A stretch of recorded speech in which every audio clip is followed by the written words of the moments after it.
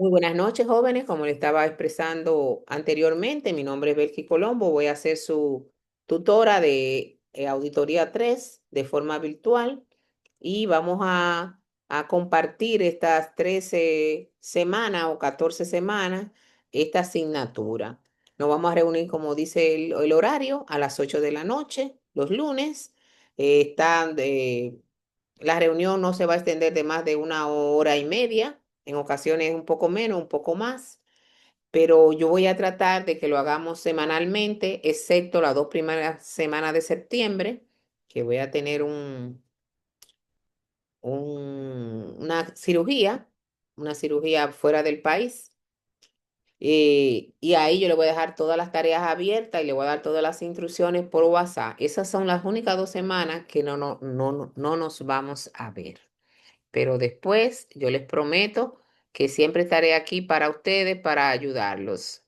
Yo soy de las maestras que considera que tengo que darle seguimiento a mi estudiante, aunque sea virtual.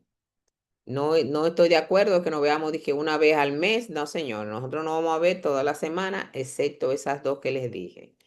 En, Como ustedes pueden ver en la unidad número 1, si le están viendo, hay un errorcito porque la unidad son 8 unidades, ¿verdad? Pero cuando hicieron esta asignatura en la plataforma, pusieron 2 unidades 1. Por eso es que ustedes ven que nada más, no sé si pueden ver que nada más hay 7 disponibles, pero es que hay 2 unidades número 1. En esta unidad vamos a tratar un repaso general de la terminología y de las cosas más importantes que ustedes vieron en la unidad 1 y 2. Vamos a hablar de las NIAs y de las NAGAs, como les dije. Vamos a ver qué es una carta de compromiso, qué es un contrato, una especie de contrato, qué es una carta de representación, carta de la gerencia y carta a los abogados. Vamos a hablar de la importancia de la opinión del auditor y vamos a hacer un análisis de la NIA número 200, que inclusive, como ustedes pueden ver, ahí hay un video que ustedes lo van a ver y va a ser más fácil para su entendimiento para poder participar en el foro y otras cosas. Aquí está el material de lectura. Ahí hay 2 unidades del libro de Alvin, el capítulo 1 y 2, donde habla de la demanda de la auditoría y la profesión del contador público.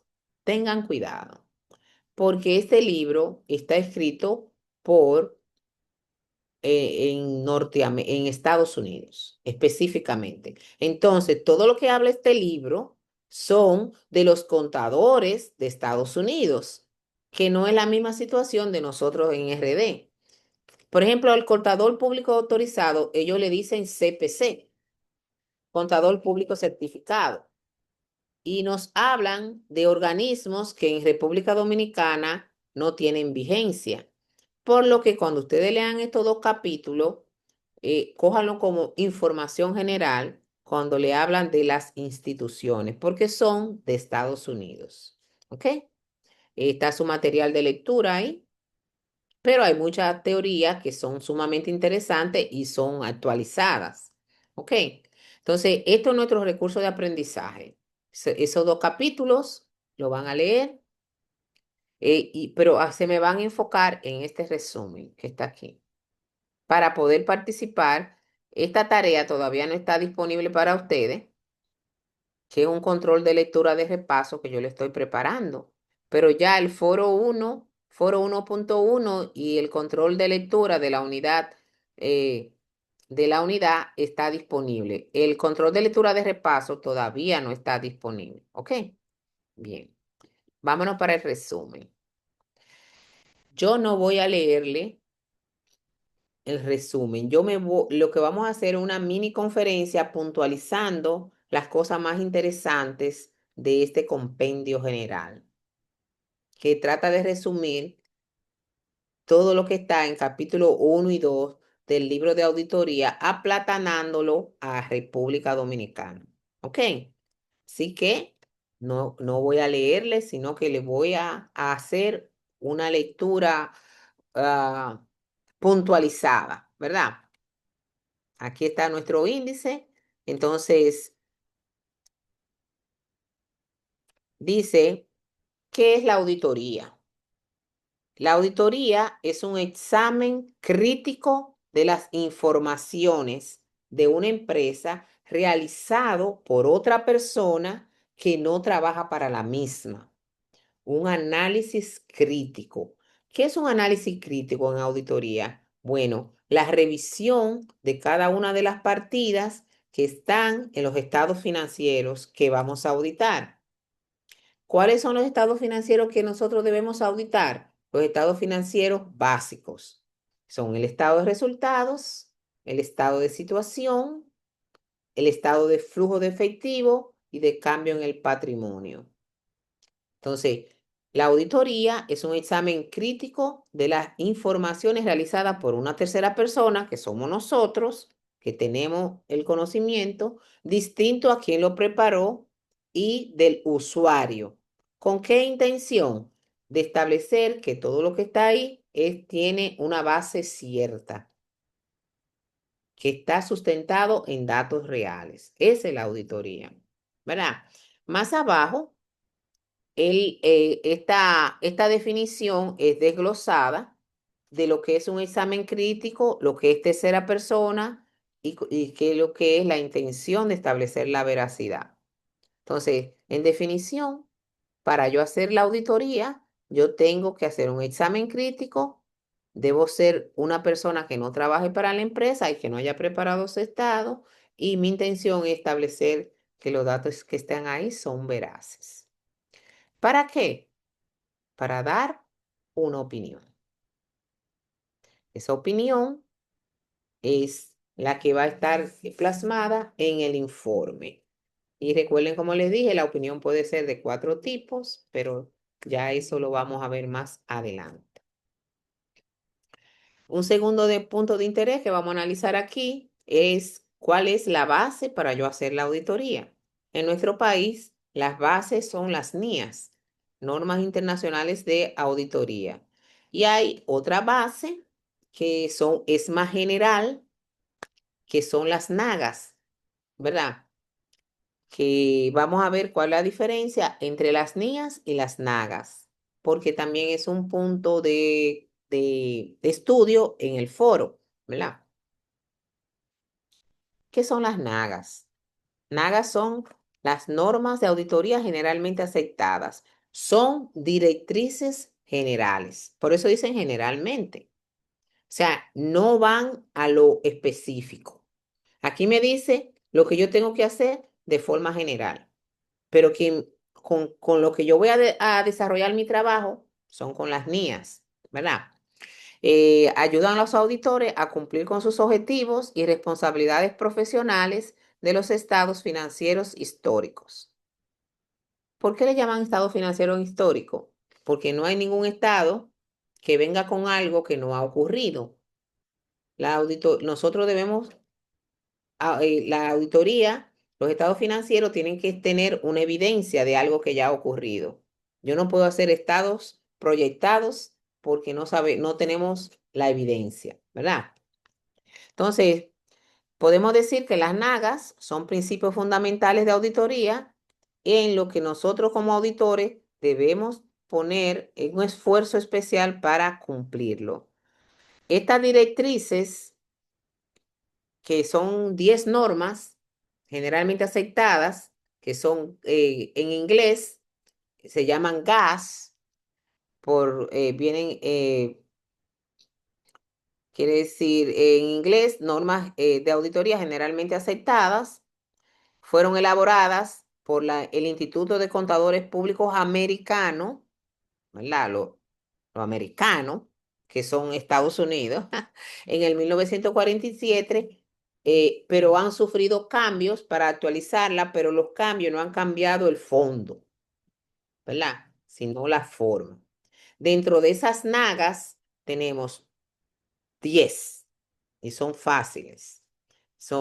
Tenemos 3 grandes grupos: normas generales, normas para ejecutar el trabajo y normas para hacer el informe. O sea, tenemos 10 nagas que están divididas en tres grupos. Normas generales y personales que debe de tener el auditor para hacer la auditoría, normas que debo cumplir para hacer mi trabajo de auditoría en el campo de trabajo, que es la empresa que me contrata, y normas para preparar el informe. Entonces, ¿cuáles normas generales debo de tener yo como profesional del área de auditoría? Entrenamiento y capacidad profesional. O sea, además de ser licenciada en contabilidad, además de tener mi S4, yo debo tener un entrenamiento previo en el área de auditoría. Por ejemplo, en Estados Unidos, para usted ser auditor, en vez de ser 4 años, tiene que estudiar 6. Y no, si no, no va a poder ser auditor.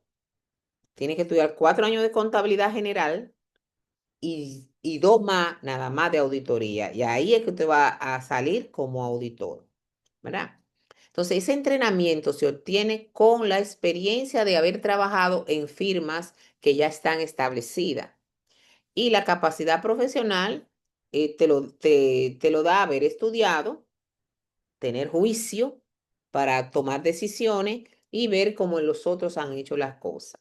La independencia es el eje fundamental de la auditoría financiera.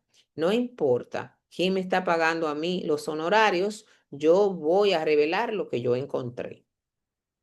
Se puede decir que la independencia es la piedra angular de la auditoría. El cuidado y esmero profesional es yo tener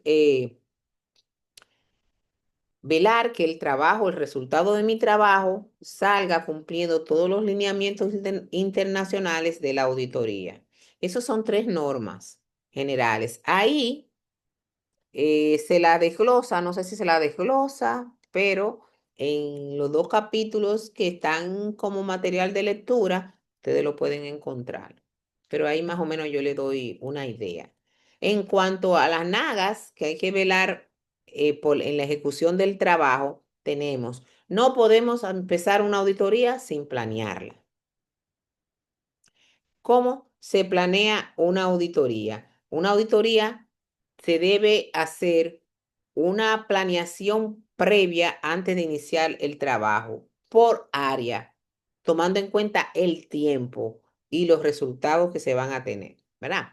Entonces, después que yo planeo la auditoría, que hago mi programa de auditoría, que ustedes lo vieron eso en Auditoría 1, a las personas que yo deje haciendo el trabajo debo de supervisarla.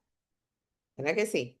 Entonces, esa es la primera norma de ejecución del trabajo. Luego, que ya yo planeé la auditoría, hice el programa y dejé a los ayudantes trabajando en el campo de trabajo, debo darle los lineamientos para evaluar el control interno. ¿Por qué hay que evaluar? ¿Qué es el control interno? Es una serie de procedimientos y técnicas que aplica la empresa para salvaguardar sus activos. Entonces, yo no puedo empezar a auditar si yo no sé qué tan fuerte es el control interno de la empresa que me está dando los estados, ¿verdad? Entonces, vamos a evaluar el control interno y el control interno se puede evaluar de 3 maneras: con un cuestionario, con una narrativa o con un flujograma. Eso lo vamos a ver con detenimiento cuando estemos en las unidades más adelante. Luego, en el campo de trabajo, debo de tener evidencia suficiente. ¿Qué es la evidencia? Las pruebas. Tú me dices a mí que tú tienes un terreno de 1000 metros en Maimón. Yo tengo que pedirte a ti el título de propiedad. Y ese título de propiedad yo puedo revisar si es cierto que pertenece a la empresa en la jurisdicción inmobiliaria. Entonces, eso es la evidencia de la propiedad. Tú dices que tienes 4 camiones, tú tienes que proveerme a mí 4 matrículas. Esas 4 matrículas yo las reviso en la DGII a nombre de quién están. Y además de eso, puedo coger el número de chasis de la matrícula y ir a inspeccionar físicamente a los camiones a ver si coinciden, ¿verdad? Porque pueden decirme, esos 4 camiones, mire la matrícula aquí. Adiós, así, 4 matrículas, 4 camiones. Ok, todo está bien. Pero esos camiones son prestados, que me lo pusieron ahí. ¿Cómo yo sé que es cierto? Con el chasis, ¿verdad? Y así sucesivamente. Entonces, en el campo de trabajo, planeo, superviso, evalúo el control interno, tengo evidencia para yo poder dar el informe, que son las nagas de las 7 a las 10. Para preparar el informe, luego de yo haber hecho todo mi trabajo en el campo de trabajo, que es la empresa que me contrató, tú ves que aquí dice aplicación de los principios de contabilidad generalmente aceptados, que le dicen PCGA. Nosotros no usamos los PCGA en República Dominicana. Nosotros usamos las NIF, normas internacionales de la información financiera. Por eso le digo que tenemos que coger con pinza los datos que nos dan en los libros, porque ya nosotros desde el 2001, nuestra base contable son las NIF, NIC primero, Normas Internacionales de Contabilidad, las NICs, y después del 2014 para acá tenemos las NIF, Normas Internacionales de la Información Financiera. Eh, Tengo que velar que la empresa haya aplicado la base contable del país que estamos auditando, que haya consistencia en la presentación de los datos. O sea que si yo usaba el método de línea recta para depreciar en el 2023, yo no puedo brincar en el 2024 a otro método sin explicar por qué, porque eso cambia los números, ¿verdad? Entonces debe haber una consistencia en la aplicación de la base contable. Revelación suficiente en los estados financieros, por eso es que todos los estados tienen notas para revelar suficientemente dónde vino el número. Y por último, la opinión del auditor. Estamos claros que hay 10 nagas, ¿verdad? Y que hay 3 grupos. Entonces, les suelto a ustedes revisar todo lo demás de esa parte. Esas son las nagas, que son 10. Ahora nos vamos a aprender un poquito de las NIAS. Las normas internacionales de auditoría, en inglés, ISA, ¿verdad? Que se parece al impuesto sobre activo aquí en República Dominicana, pero no es eso. Es International Standard of Auditing.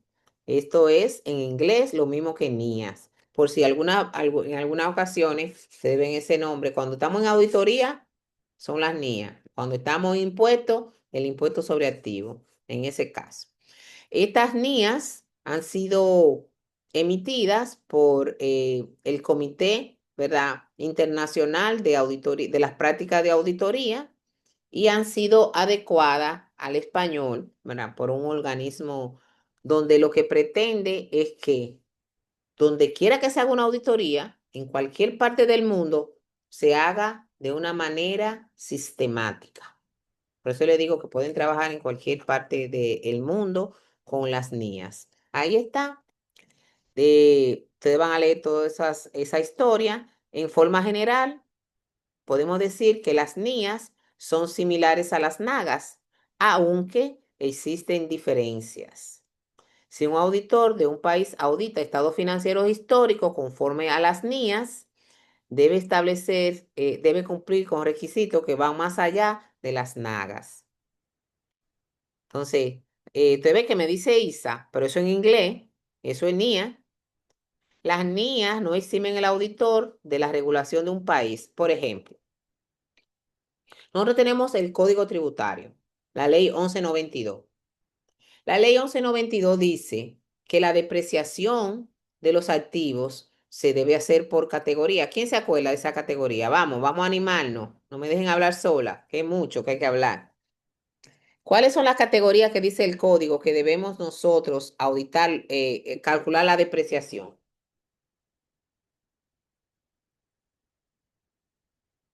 ¿Quiénes saben? ¿Cuántas categorías establece la ley 1192 en el artículo 287? Las categorías para depreciar los activos fijos. Mm. Son cuatro, maestra. Tres. Tres. Tres. Muy bien. 3 categorías, la uno, la 2 y la 3. Es una, Gracias. es una regulación del país. Pero ustedes saben lo que dicen las NIA, las NIF, que son líneas rectas, unidades producidas, suma de los años dígitos y saldo decreciente. Pero eso que dice las NIA no se le impone al país porque hay una ley que dice que se tres categorías. No sé si me entienden. Aunque esto es internacional, si en el país que tú estás trabajando hay una ley que dice que no, que lo haga así, usted tiene que hacerlo como dice la ley. Y vuelvo y les repito, las NIA no eximen al auditor de cumplir con las leyes del país sobre información financiera o alguna otra, ya que cada país de forma general tiene leyes que se aplican a la práctica de la auditoría. Ahora bien, ¿qué tiene que hacer el país? Bueno, como nosotros firmamos un tratado internacional, un contrato, vamos a decir así, para usar esa base, lo que tienen que hacer los legisladores es tratar de no chocar con esa normativa para que no haya confusión en la aplicación de la ley ni de las NIA. Pero a veces choca. Tenemos eso claro ahí, ¿verdad? Entonces, eh, regulaciones son leyes y normas, ¿ok? Es preciso mencionar que hubo un proyecto de clarificación de las normas de auditoría para hacerla más entendible a algunos países porque son traducciones que vienen del francés, del inglés, de todo ese grupo del IASBET, que son un grupo de profesionales de diferentes lugares. Entonces hubo un proyecto de claridad para que esas NIAs que estaban un poco confusas para aplicar fueran más claras. Ese proyecto de normas clarificadas comprende 36 normas de auditoría.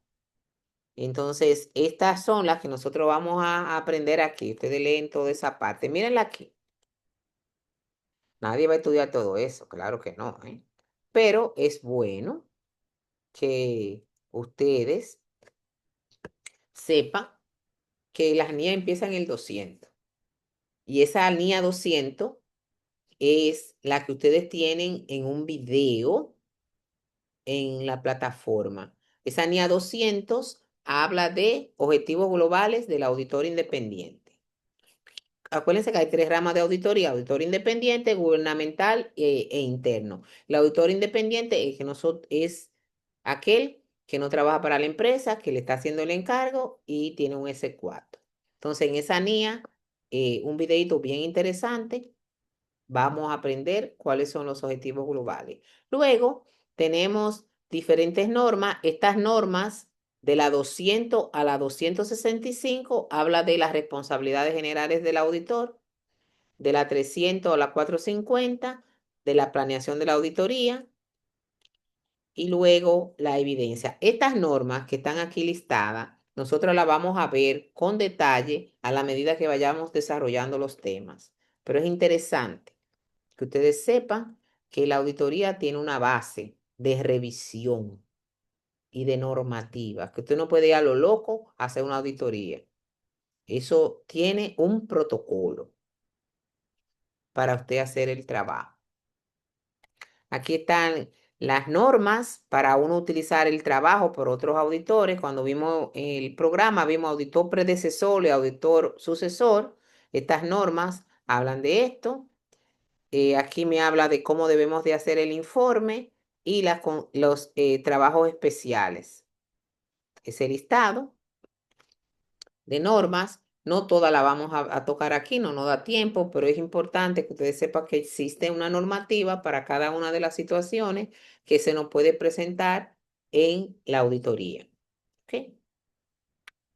Luego, más adelante, tenemos las cartas. Nosotros trabajamos mucho con cartas. En vez de decir contrato, le decimos carta. La carta de compromiso, como ustedes aprendieron en auditoría uno, es el contrato que se genera entre el cliente y el auditor, en donde se especifica todo lo que yo le voy a dar como auditor y todo lo que me tiene que dar a mí la empresa como cliente. Esta carta de compromiso tiene un protocolo también para hacerse, ¿verdad? todo lo que debe de contener esa carta de compromiso. Yo le voy a mandar al grupo de WhatsApp un ejemplo de la carta de compromiso, que es el contrato, ¿verdad? El auditor, como parte de planeación de trabajo, acostumbra a formalizar su convenio en una carta de compromiso. Esto se realiza por medio de una carta donde el auditor describe la naturaleza y el alcance de su trabajo, su responsabilidad como auditor, la fecha que entregará la auditoría y el costo. El cliente, cuando recibe esa carta, la lee con cuidado y ve si está de acuerdo y la firma, un acuse de recibo, y ya eso funge como un contrato entre el cliente y yo. Y en los tribunales también puede fungir como un contrato. Aquí está todo lo que debe tener la carta de compromiso, la cual le voy a mandar un ejemplo para que en ese ejemplo ustedes van a identificar si tiene por lo menos la mayoría de estos puntos que están ahí, ¿verdad? Si está claro el objetivo, la responsabilidad de la administración, el alcance, la forma de cualquier informe que vamos a dar, los costos de la auditoría, etcétera, etcétera. Entonces, es la carta de compromiso, la hace el auditor y es una especie de contrato con el cliente.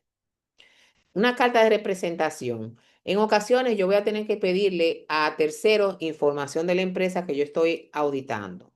Entonces, para evitar inconvenientes, yo le solicito al cliente que me dé una carta de representación en donde si yo voy al Banco Popular, solicito al Banco Popular, a la DGI o a un abogado que me dé datos de la empresa, yo con esta carta es como una especie de poder para que me den la información, no dinero, la información. Esta carta eh, eh, eh, es una carta que tiene como propósito confirmar determinada materia o soportar otra evidencia de la auditoría. En este contexto, las manifestaciones, que son cartas, manifestaciones escritas, no incluyen los estados financieros, las informaciones contenidas en ellos y los libros y registros que se basan. Ahí está. El auditor va a solicitar todas estas cartas a los miembros de la dirección del negocio que estamos auditando, que tengan responsabilidades adecuadas sobre los estados financieros. Ahí yo le estoy diciendo, miren, eh, todo lo que está aquí, que ustedes me están dando, ustedes son los responsables de esos datos. Mi trabajo es solamente verificar que existen, pero si ustedes han hecho fraude o han hecho las cosas de forma inadecuada y yo no lo descubro, no es mi responsabilidad, ¿verdad? Porque si no, todos los auditores que auditaron a Baninter y a todas estas empresas que han tenido fraude, a todos los bancos que han cerrado, tuvieran preso. Por eso es que yo tengo que pedir esa carta para curarme en salud. Ok. La carta a la gerencia es un informe realizado por el auditor a la administración o dirección que contiene recomendaciones de los auditores para corregir deficiencias reveladas. Porque yo no quiero hundir la empresa como profesional. Yo quiero que ellas, si está haciendo algo mal, yo decírselo para que mejoren para el próximo año. Ahora, ese año yo lo voy a revelar. No que yo lo voy a arreglar para el año que viene. Está bien, te lo voy a arreglar. ¿Verdad que sí? Génesis, qué bueno. Hola, profe, buenas noches. Buenas noches. Quería mencionar que eso es algo que me acuerdo bien de Auditoría 2, que lo mencionamos mucho. En la Carta de la Gerencia es donde se incluyen los hallazgos, se llaman hallazgos que uno encuentra en la auditoría realizada. Exactamente. Y es muy importante. Y tú, cada vez que auditas un área, tienes que hacer una carta a la gerencia, inclusive diciendo que todo está bien. Ahora, si de lo que tú encontraste, hay cosas que no están cumpliendo con las normas internacionales de información financiera, es tu deber como profesional decírselo a tu cliente y decirle también cómo va a mejorar, qué tiene que hacer para mejorarlo, ¿verdad? Eso es una carta a la gerencia. También le tengo ejemplo. Los que dieron auditoriado conmigo, que le puse un, ¿cómo dice? Un torpedo, enseñándole cosas de esas cartas. Hicimos varias cartas. Aquí también yo le voy a mandar al grupo de WhatsApp para no llenar la plataforma diferentes cartas a la gerencia para que ustedes vean que ahí se revela lo que nosotros encontramos. La carta de abogado, muy importante también, ¿eh? Porque en ocasiones la empresa que yo estoy auditando tiene litigio en los tribunales y es mi deber como auditor saber en qué situación está la empresa. Porque, por ejemplo, la empresa de Anthony Sánchez tiene 4 demandas laborales en los tribunales por 6 millones de pesos. Entonces, Anthony, yo estoy auditando tu empresa. Usted me dice, yo tengo unas demandas ahí. Ok. Entonces, pero ya esa demanda te condenaron en primera instancia a pagar los 6 millones. Ya yo tengo que poner una nota en mi auditoría. Mientras no, si no te condenan, no pongo nada. Nada más puedo poner una referencia. Pero ya, cuando ya te condenaron en primera instancia a pagar los 6 millones y tú apelaste, te va para el tribunal de apelación, yo tengo que ponerlo en el informe. ¿Entiendes? En el informe de auditoría. Esta carta es la carta de indagación que deberá ser preparada por la administración y enviada a los por los auditores a los abogados del cliente, requiriéndole que me diga cómo va la cosa, si hay litigio pendiente, si ganaron en primera instancia, porque de ahí va a depender lo que yo voy a poner en mi informe. Entonces tenemos 4 manifestaciones que no se nos pueden quedar. Carta de compromiso, ¿verdad? La carta de compromiso que está aquí. Carta de representación, carta a la gerencia y carta a los abogados. Cuando que ustedes deben, y de todas le puedo dar un ejemplo, se lo voy a mandar al grupo de WhatsApp. ¿Ok? Ahora, ¿por qué es importante la opinión del auditor? Como le he dicho siempre, la única evidencia de mi trabajo de auditoría que recibe el cliente es el informe. Porque toda esa evidencia y todos esos papeles de trabajo que yo he recopilado en la auditoría, todo eso me pertenece a mí, que soy la auditora.